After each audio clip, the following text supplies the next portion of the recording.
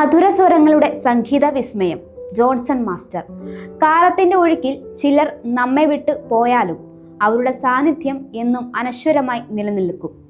മലയാള സംഗീത ലോകത്ത് അങ്ങനെ നിലനിൽക്കുന്ന ഒരു പേര്. കണ്ണുനീർ പോലെ ഒഴുകുകയും ചിരി പോലെ വിരിയുകയും ചെയ്യുന്നൊരു അത്ഭുത സംഗീതം. വിശേഷണങ്ങൾ ഇനിയും നീണ്ടുപോകാവുന്ന നിരവധി മധുര ഗാനങ്ങൾ നമുക്ക് സമ്മാനിച്ച മഹാൻ ജോൺസൺ മാഷ്. മലയാള ചലച്ചിത്ര സംഗീതത്തിന്റെ മാധുര്യം ലോകത്താകമാനം എത്തിച്ച ആ അതുല്യ പ്രതിഭ ഓർമ്മയായിട്ട് 14 വർഷങ്ങൾ പിന്നിടുന്നു. എന്നാൽ മെലഡിയുടെ രാജാവ് എന്നറിയപ്പെടുന്ന ജോൺസൺ മാസ്റ്ററുടെ ഓർമ്മകൾ ഇന്നും മലയാളികൾക്ക് അമൃതസമമാണ്. 1953 മാർച്ച് 26 തൃശ്ശൂരിലെ നെട്ടിശ്ശേരിൽ ജനം. 78 പുറത്തിറങ്ങിയ ആരവമാണ് ആദ്യ ചിത്രം. 81 പുറത്തിറങ്ങിയ ഇണയെ തേടി എന്ന ചിത്രത്തിൽ സംഗീത സംവിധായകന്റെ കുപ്പായം അണിഞ്ഞു. അങ്ങനെ 80കളിലും 90കളിലും മലയാളികളുടെ മനസ്സിൽ നിറഞ്ഞിരുന്ന പ്രണയഗാനങ്ങൾക്കും വിരഹഗാനങ്ങൾക്കും ഭാവാത്മകമായ പാട്ടുകൾക്കും പിന്നിൽ ജോൺസൺ മാസ്റ്ററുടെ മായാജാലം തെളിഞ്ഞു.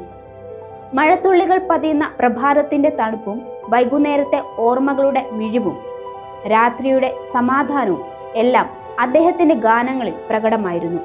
S Janaki, KJ Yesudas, KS Chithra തുടങ്ങിയ ഗായകരുടെ ശബ്ദത്തിനും ജോൺസൺ മാസ്റ്ററുടെ സംഗീതം ചിറക് നൽകി. അദ്ദേഹത്തിന്റെ സംഗീതം കേൾക്കുമ്പോൾ നമ്മിൽ പലർക്കും സ്വന്തം ജീവിതത്തിന്റെ ചില നിമിഷങ്ങൾ വീണ്ടും വീണ്ടും ഓർമ്മ വരാറുണ്ട്.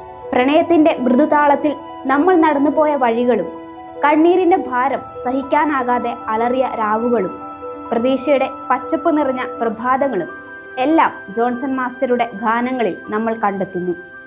ദേശീയ അവാർഡുകളും സംസ്ഥാന അവാർഡുകളും നേടി മലയാള സംഗീതത്തെ ഉയർത്തിയെങ്കിലും അദ്ദേഹത്തിൻ്റെ വലിയ നേട്ടമെന്ന് പറയുന്നത് മലയാളിയുടെ മനസ്സിൽ പതിഞ്ഞ അനശ്വര ഗാനങ്ങളാണ്. 2011 ജോൺസൺ മാസ്റ്റർ വിടവാങ്ങിയെങ്കിലും ആ സംഗീതം ഇന്നും നമ്മുടെ ജീവിതത്തിൻ്റെ ഭാഗമാണ്. മഴവില്ല് പോലെ നിറങ്ങൾ പകർന്ന സ്വരലോകം തലമുറകളിലൂടെ ഇനിയും ഒഴുകിക്കൊണ്ടിരിക്കും.